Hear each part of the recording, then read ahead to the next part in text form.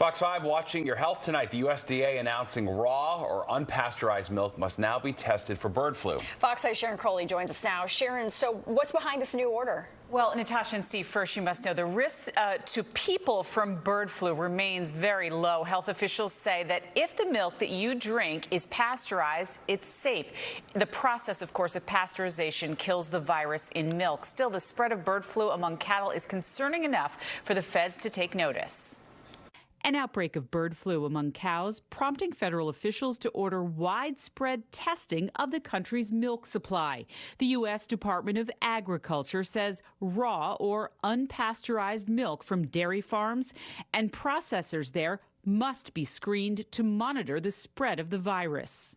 So this is going to be a new federal order to test raw unpasteurized milk specifically. And the reason is because the pasteurization process actually kills most of the microbes in milk. Dr. Rabia Delator is a gastroenterologist at NYU Langone Health. She says federal health officials want to make sure the bird flu, which right now is spreading between animals, does not infect people.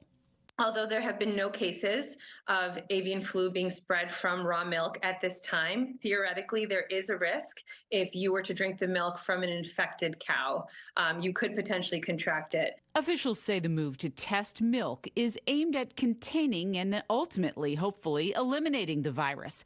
Bird flu was detected for the first time in March in U.S. dairy cows. Since then, more than 700 herds have been confirmed to be infected in 15 states. What we're all afraid of in the entire medical community and in the entire infection control community is human-to-human transmission. Right? So we don't want this virus to be able to spread from human to human without exposure to sick animals, because that means that the virus has mutated and will allow transmission from human to human.